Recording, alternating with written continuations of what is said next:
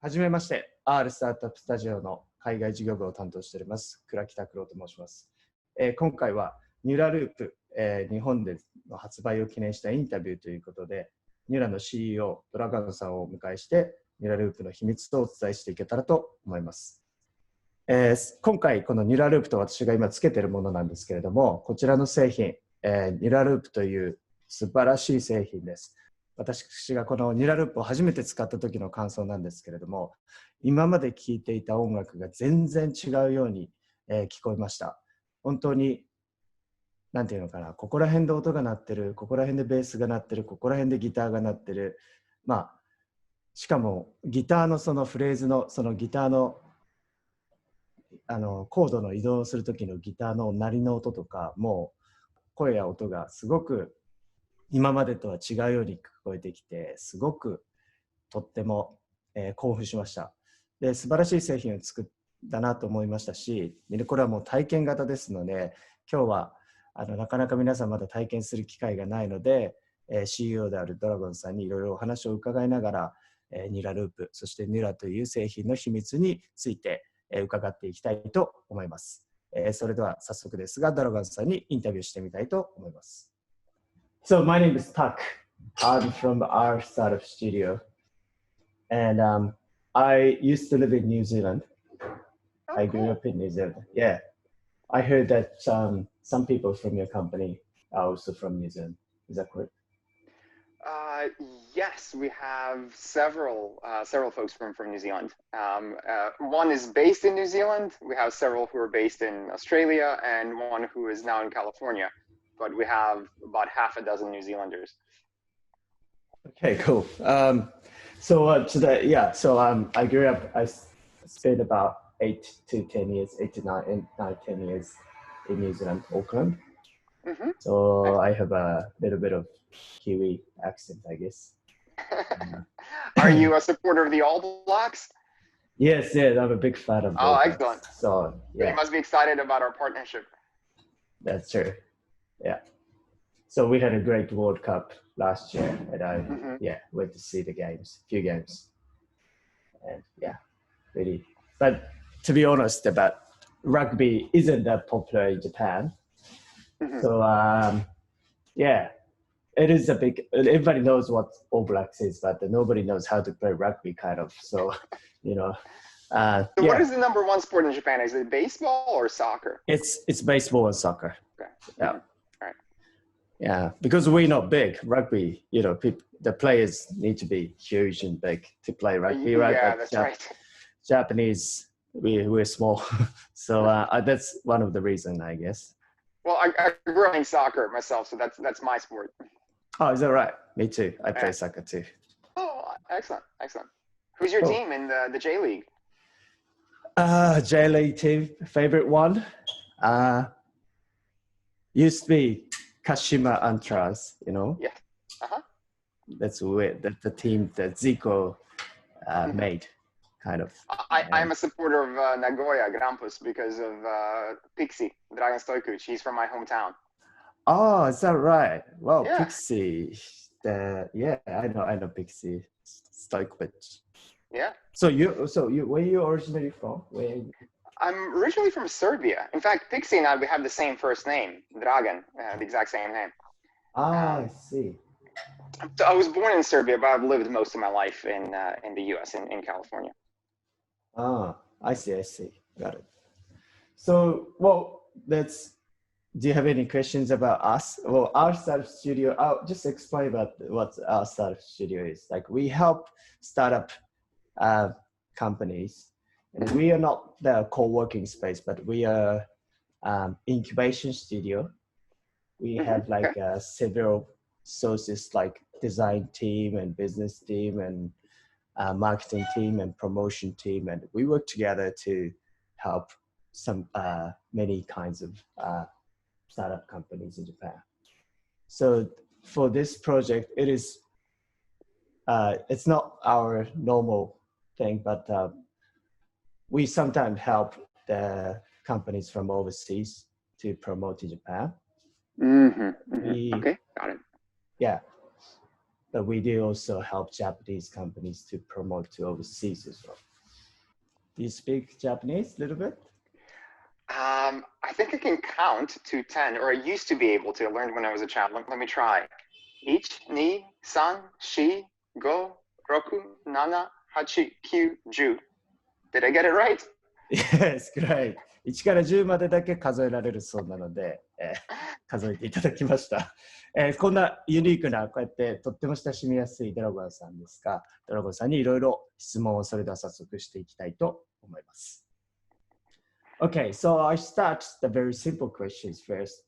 So when did you start the company Nura?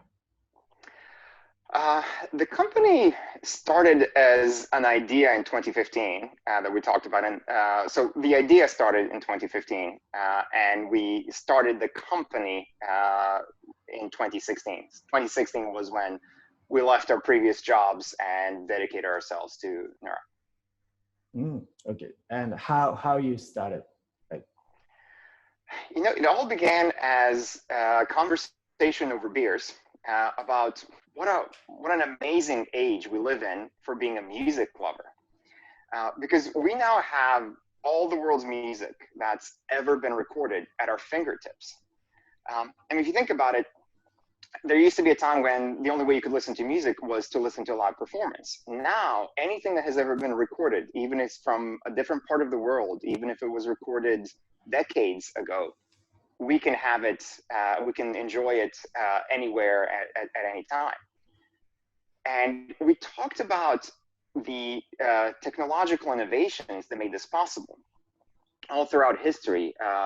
You know, this is, keep in mind, this is some music-loving nerds. We're not musicians ourselves. We are engineers and scientists, but love music. And so we talked about the innovation that made it possible, from the Fourier transforms that were done in the 1700s to sampling theorems, to information theory, to the invention of computers, networks, the internet, and then music streaming services, and mobile phones, and all of this innovation that made it possible for us now to enjoy any piece of music that has ever been recorded, no matter where we are. So it's a wonderful time to be alive as the music lover. But then, being engineers, we talked about, so has everything that's needed for enjoying recorded music, has everything already been invented? Like, are we done? And what is done? Like, can it be better? What is better? And then we started talking about how, well, why is it that if you give two people 50 different pairs of headphones and ask them to pick their favorite, they're going to pick different ones. Or if you ask two people to tune sound system, they'll tune it differently, especially musicians, people who understand sound. And then our CTO, who is a co-founder of Nura, Dr. Luke Campbell, he pointed out, so his background is, he is a medical doctor who specializes in ear surgery and also has a PhD in hearing science. And he was familiar with this, and he pointed out how people's hearing is actually very different from one person to another. So expecting one sound system to be perfect for everybody is a little bit like expecting one pair of shoes to be perfect for everybody.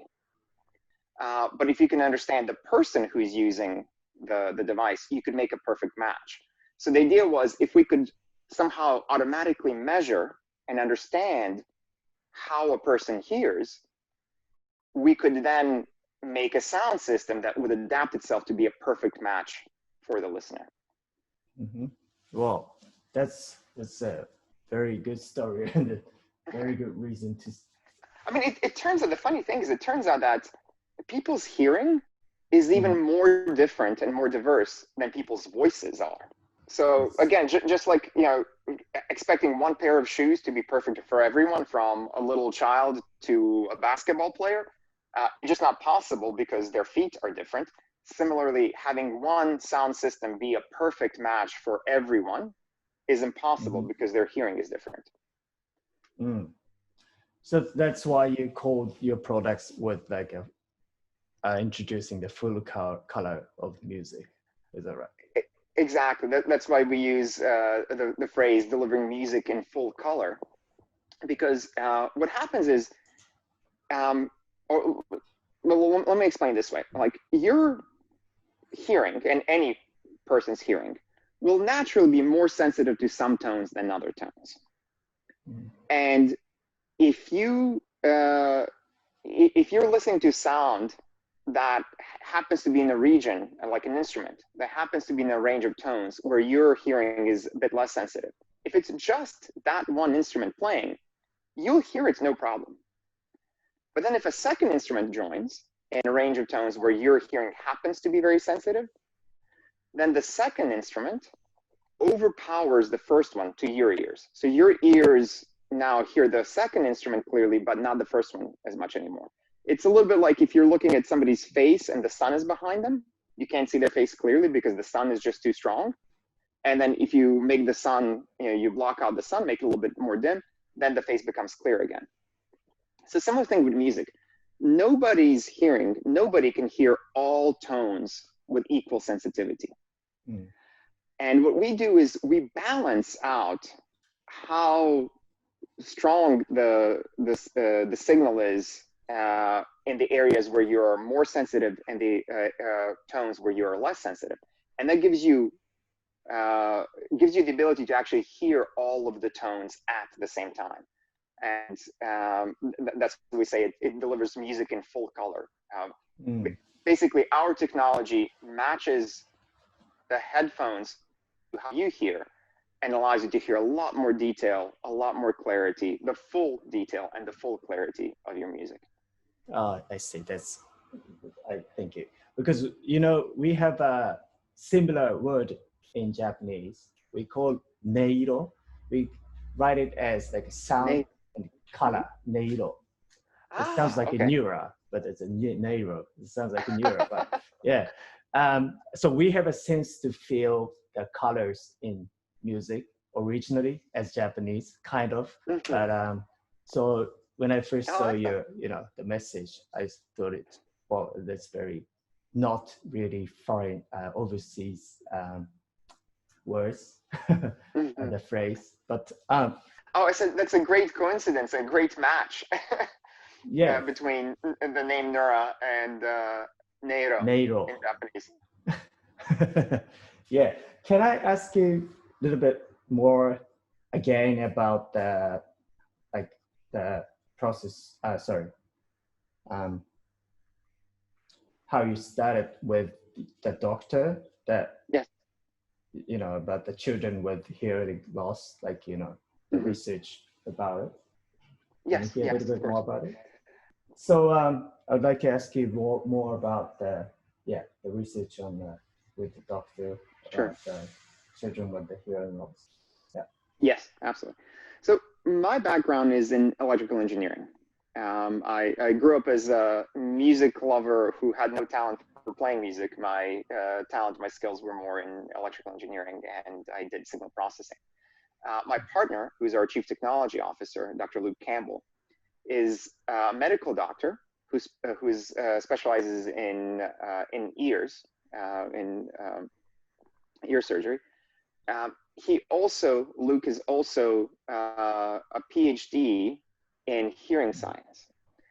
And he was familiar with methods that are used to test the hearing or check the hearing of newborn babies.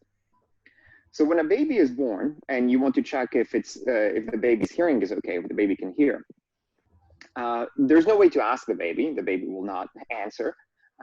And also the kind of thing that you might see in movies where somebody clicks their fingers or snaps their fingers or claps their hands near the baby and the baby reacts. Actually, newborn babies don't even react to loud sounds. They will not even blink their eyes. So there's no way for a baby that young to check their hearing, by getting a response from them. But there is a technique that's used to check for signal generated by their ears. And that test that's performed in newborn babies simply checks, can the baby hear or is the baby deaf? What we realized was that we could adapt that technology or that technique to be able to understand how sensitive a listener is to different tones. Basically, we're able to take advantage of really small and very sensitive microphones that are now available, that have been developed. And using those components, we're able to make a device that's small enough to fit inside an earphone and be able to measure your hearing. I see. So there should have been a very big challenge for you to produce that kind of product, right? What was the most difficult part during the, The most difficult part was making it all fit into a very small device. So maybe let me tell this story and you can edit as appropriate. Let me tell you a little bit about how we measure the listener's hearing. Yes, please. So when your ears process sound, so sound is just vibration of air around you. That vibration of air goes into your ear canal, and causes your eardrum to vibrate. And then that vibration is passed along into your ear, into an organ called the cochlea, which converts the mechanical vibration into an electrical signal that's sent to your brain. And that's how your brain detects sound. That's what your brain perceives. When this conversion from the mechanical vibration into an electrical signal happens, there is a new signal that's generated, a new vibration that's generated inside your ear that comes back out to your eardrum and causes your eardrum to act like a little speaker and actually makes a sound that comes out of your ears. So to say that again, your ears produce sound. As you listen to something, your ears actually produce and make a sound that comes out.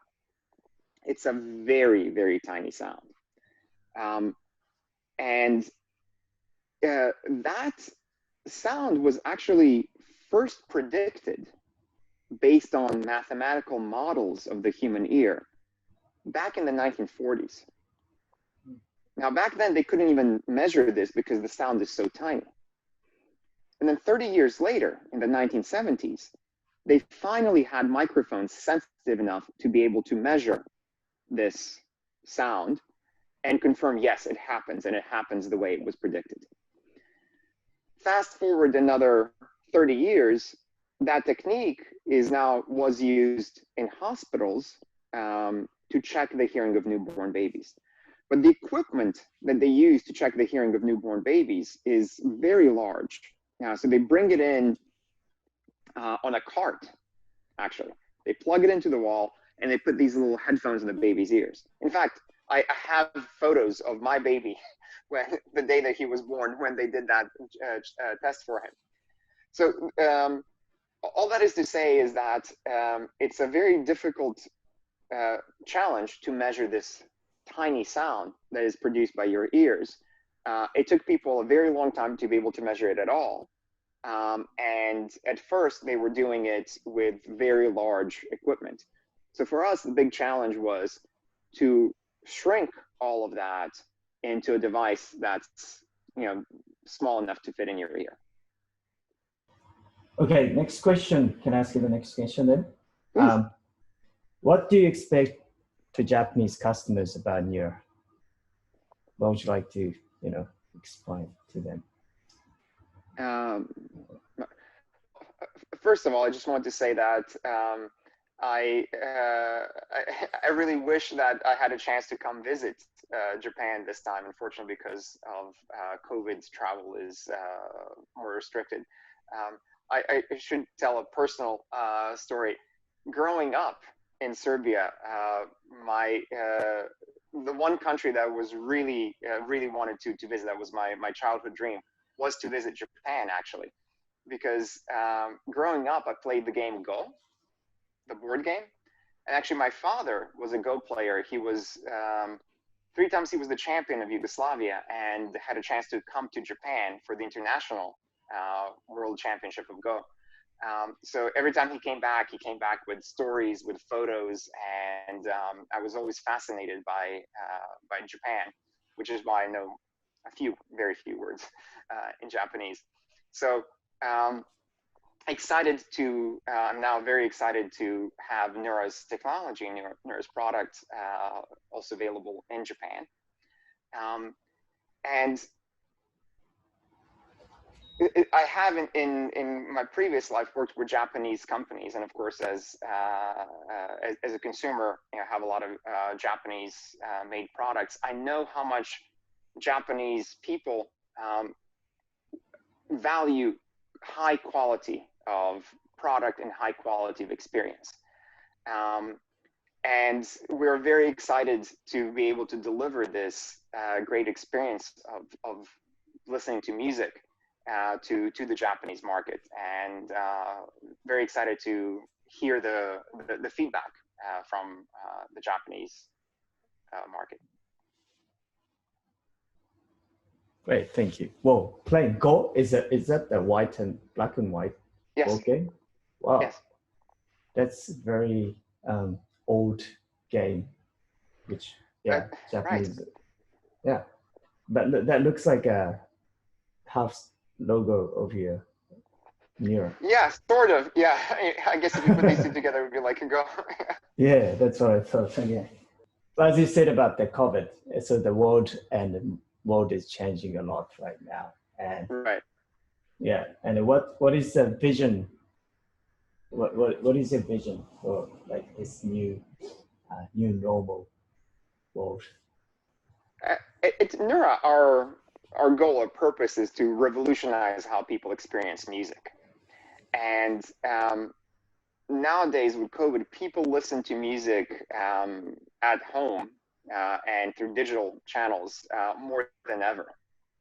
So there is even more of an opportunity, even more of a need to deliver the best possible music experience to people through their sound systems, through their headphones. So it's actually a very exciting opportunity, and we feel like we can make a contribution and help people. Being stuck at home, of course, is hard, but being able to deliver great experience of something that's as universally loved as music is, I think, a task that inspires us, something that we get excited about being able to do. Okay, what kind of feedbacks did you get from all over the world about Nura?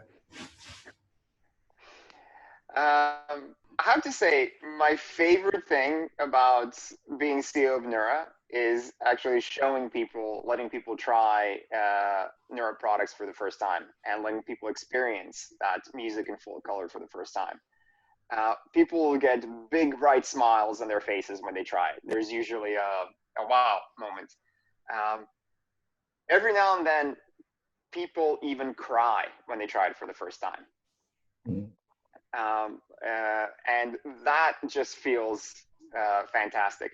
On a personal note, because my family lives in California, I've spent a lot, and the company is based in Melbourne.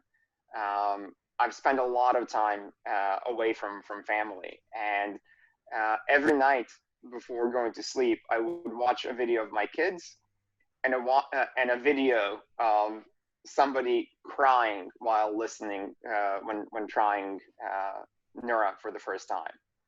Because to me, that is the reason why we do what we do. When I see somebody enjoy the experience that we're able to deliver that much, that they are moved to tears, that is the reason why we do what we do.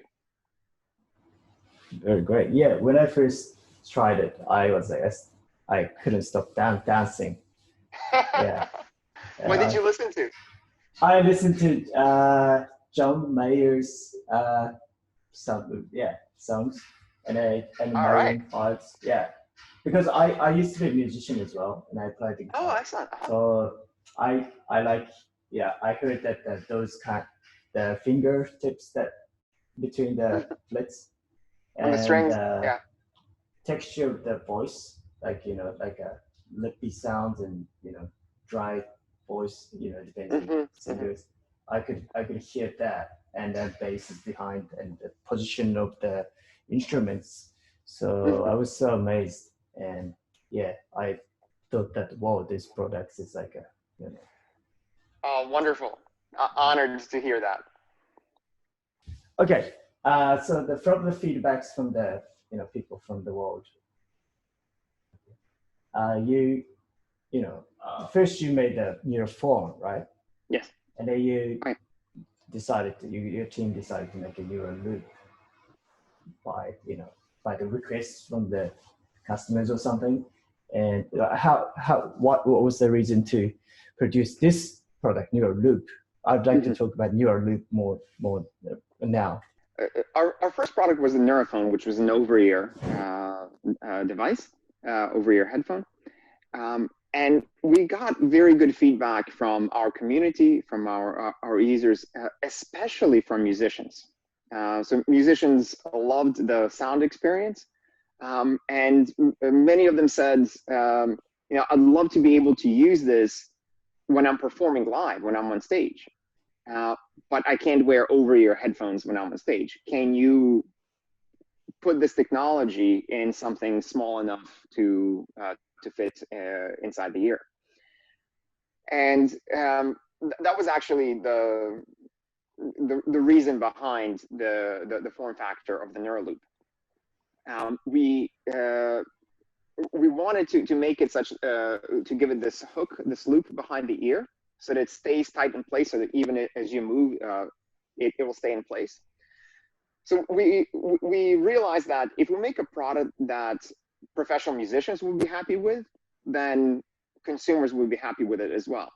So that's why we have this malleable loop that goes behind the ear, keeps it in place, so that if a musician is moving around stage when they're performing, it'll stay in place. Similarly, that will work for regular users. When you go running, you exercise, you can listen to your music, it'll stay in place. Also, that connection, having the cabled analog connection option. So while the NuraLoop is wireless with Bluetooth, you have the option to connect the cable, For professional musicians, that means that they can connect to the receiver as they're performing live. But also for regular users, it means that we can connect to, say, the airplane seat when we're flying. We can watch movies and listen to them on our NuraLoop. Yeah, well, I see. And about the NuraLoop, what was the challenge for you to make NuraLoop? I know the size is small. Yeah. So the challenges with the NuraLoop are twofold. One was making it, packing all of that technology into this size, into this form factor.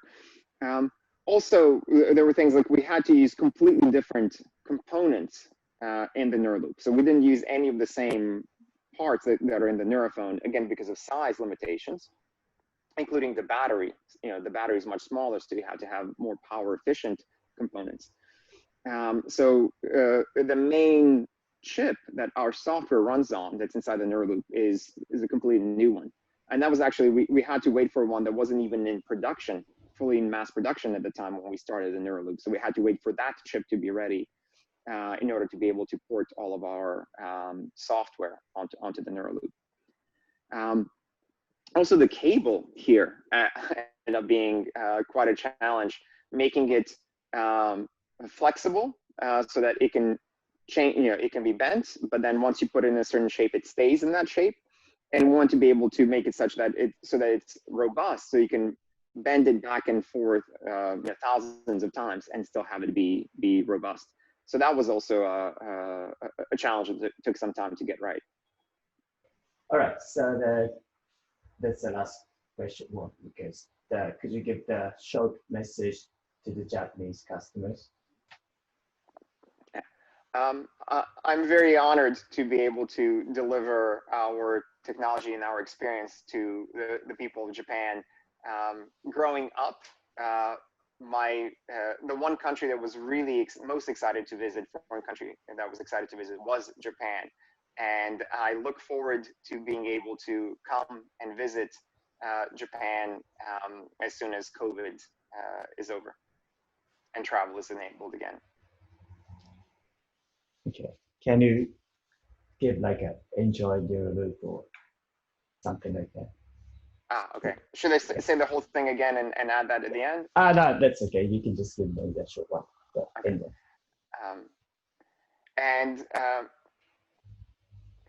Really excited to be able to deliver the Nura experience to people in Japan. I hope that everyone will enjoy it very much and look forward to hearing the feedback from the people of Japan.